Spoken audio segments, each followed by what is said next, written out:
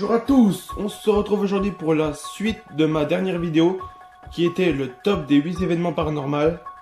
Et ben dans cette vidéo, on va parler des explications. Alors, on va commencer par Bloody Mary.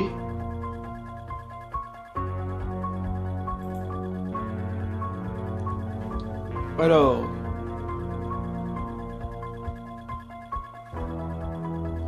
dans une pièce sombre devant un miroir éclairé à la chandelle, prononcer Bloody Mary 3 fois de suite, faire apparaître un visage de femme ensanglantée dans le miroir. À ce qu'on dit, elle est vraiment effrayante, son visage est recouvert de sang. Et elle vous regarde fixement. Si on ajoute I killed your baby, désolé pour mon accent anglais qui est nul, qui veut dire j'ai tué ton bébé. Lors de la 3e répétition, l'entité attaque sauvagement celui qui a osé de la provoquer. Une femme qui l'on venait de raconter cette légende a voulu prouver que ce n'était qu'une histoire et a invoqué Bloody Mary. Le soir même, chez elle, le lendemain, elle était retrouvée sans vie dans la salle de bain, la gorge tranchée. Alors ça, c'était pour Bloody Mary. C'est une légende urbaine. Après, allez savoir si elle est vraie ou fausse. On va passer à la deuxième légende. Pour la deuxième légende, on va parler de Monsieur Boogie. Alors, c'est une légende urbaine comme une autre. On ne sait pas si elle a été prouvée ou pas. Tout ce que je peux dire, c'est que Monsieur Boogie a été créé en même temps que le Slenderman. C'est une personne un peu inhumaine, avec un visage assez effrayant, muni d'une cape, qui kidnappait les enfants les nuits. Pas forcément dans la forêt comme contrairement au Slenderman.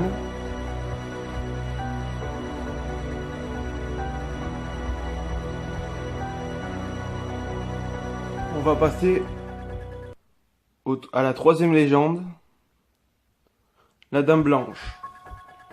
Alors la Dame Blanche était là un soir d'été. Elle a voulu se marier près de son mari, avec son mari. Et son mari à ce moment-là, elle l'a tué. Elle était toujours dans sa robe de mariée. Et elle l'a laissé tomber sur le bas-côté d'une route. Alors plusieurs personnes dans le monde, allez savoir si c'est vrai, auraient apparemment vu sur les bas-côtés des routes une dame blanche. On ne sait pas si c'est elle, ou alors que ce soit faux.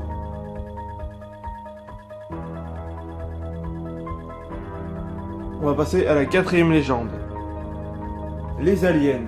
Alors les aliens, bon, y aura-t-il une possible vie extraterrestre près sur une autre planète? À savoir, il n'y a pas grand chose à dire, à part si on ne sait pas si ils existent ou pas. Peut-être bien que oui, peut-être bien que non. On va passer à la 5e légende.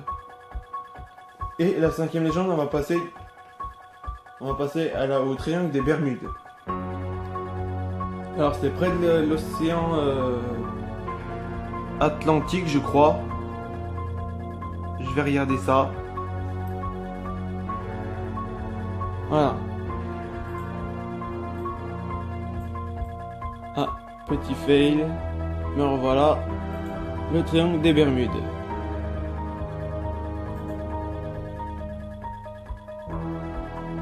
Alors, on dit qu'il serait près. Le triangle des Bermudes serait placé près de Miami, vers l'océan Pacifique ou l'océan Atlantique. Et en fait, tous les bateaux qui pénétraient dans ce triangle des Bermudes qui se situe de près de Miami n'en seraient pas ressortis.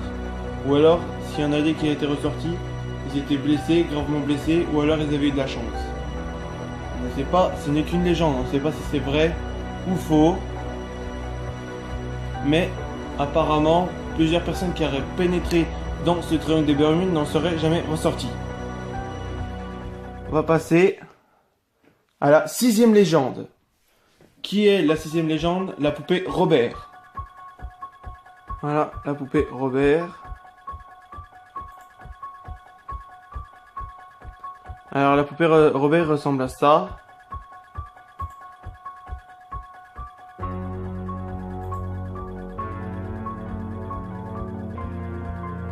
Voilà ce qu'on dit sur la poupée Robert. Robert est une poupée pas comme les autres. Elle a une terrible réputation, celle d'être possédée par un ou plusieurs esprits maléfiques. Cette poupée a autrefois appartenu à un peintre écrivain de Key West en Floride, qui l'a conservée toute sa vie. Elle existe toujours et elle est devenue une attraction incontournable des amateurs de paranormal qui vont la voir au musée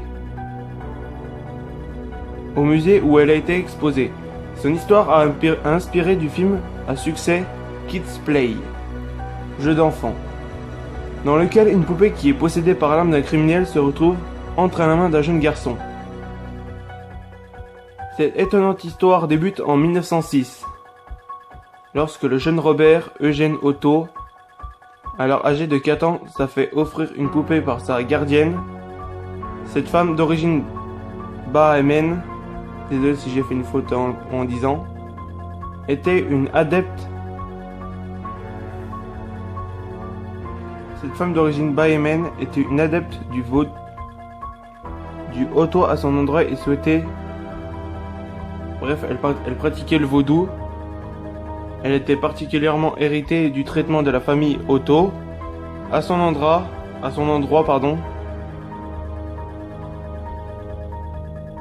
et souhaitait se venger en offrant ce cadeau empoisonné au jeune Eugène. L'étonnante poupée fait environ 1 mètre de hauteur et fabriquée de guenilles et de paille, un visage ressemblant à un singe. Eugène, enfin l'enfant à qui appartenait la poupée qui était hantée, tomba immédiatement amoureux de la poupée et, chose étrange, il lui donna son propre nom, Robert. Dès ce moment-là, le jeune Eugène reçut comme surnom Gêne, alors que Robert désignait la poupée. Chose étrange, cette poupée semblait faite pour lui. Elle lui ressemblait terriblement. Il était maintenant inséparable. Cette poupée était faite pour lui. Elle lui ressemblait terriblement. Il était maintenant inséparable et au fil des jours, chaque fois qu'un adulte blâmait Eugène pour une raison ou une autre, il ne répondait « ce n'est pas moi, c'est Robert ». Cette habitude allait se développer à devenir routière. Enfin une routinière quoi, que ça allait être d'habitude. Et en fait la suite c'est qu'en fait il va devenir de plus en plus de phénomènes paranormaux, que cette poupée allait faire en fait un peu comme le film Chucky ou un peu comme le film Annabelle. 7e légende, le diable, les démons, 666, plus précisément Malin. Je vais vous montrer une vidéo. Voici la vidéo que je vais vous montrer sur Malin. À vous de voir la suite. C'est le nom de ce charmant village de Bourgogne. Mais Malin, c'est aussi le nom que l'on donne à Satan, à Belzébuth, autrement dit, au diable. Le village de Malin comptait récemment encore 666 habitants. 666, c'est aussi le nombre du diable. Une bien étrange coïncidence.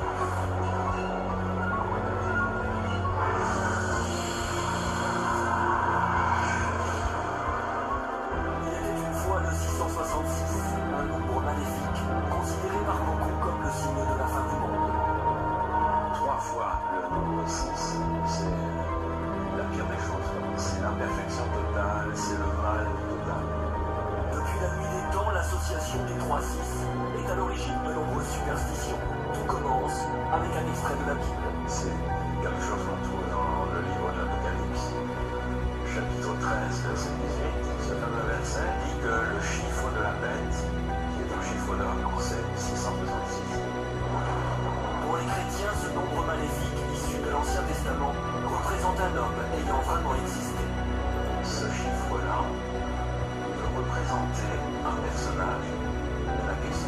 compagnie.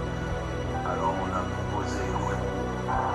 Néron, un cruel empereur romain tristement célèbre pour ses persécutions envers les chrétiens.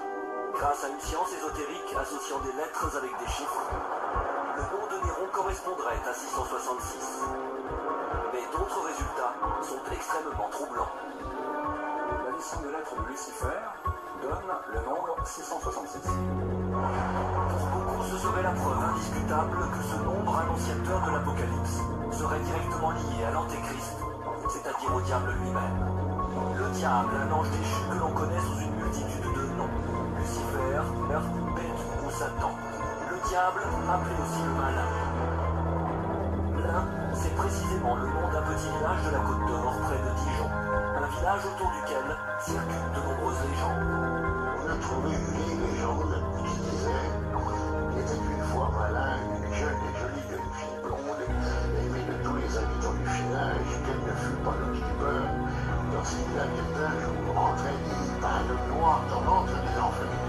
Et cette antre des enfers semble bel et bien exister. On retrouve après que le château est construit sur le trou du diable. Les enfers, le diable, il y a le détroit de parenté au syndicat. On sait où est le château, où est le trou du diable. Alors on a donc cherché et on a trouvé le trou du diable.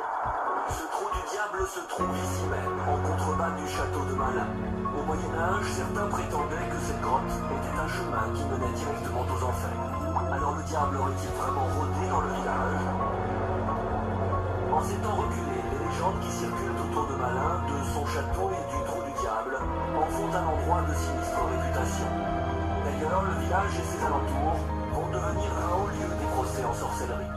On entend parler de sorcellerie dans les périodes troublées, quand il y a des calamités climatiques, des guerres, des épidémies. Et il se trouve qu'en 1640, on a arrêté des gens, des supposants à l'origine de ces calamités.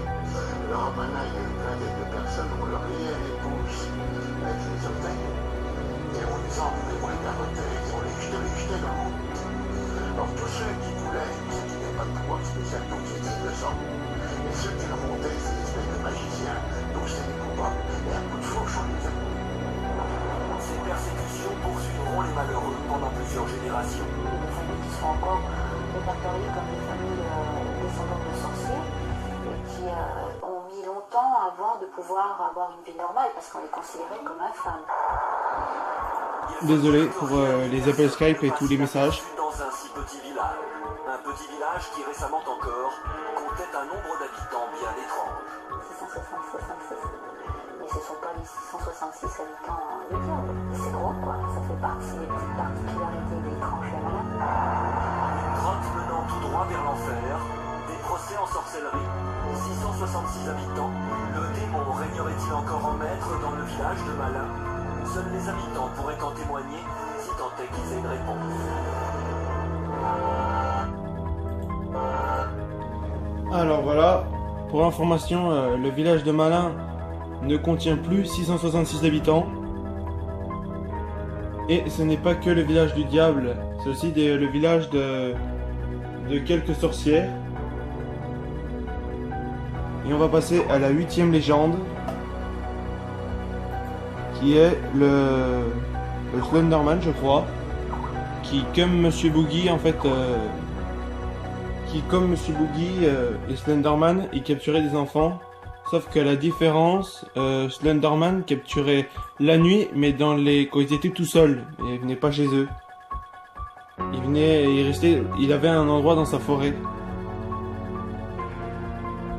Bien à lui, pas une grotte, mais il possède lui aussi une cape. Il avait plusieurs membres, plusieurs bras, 1 ou 2, 3 bras, de chaque côté, gauche et droite, ce qui fait en fait 6 bras. Voilà. Bon bah c'est la fin des 8 événements. Je vous souhaite une bonne vidéo et abonnez-vous. Bye à tous, ciao.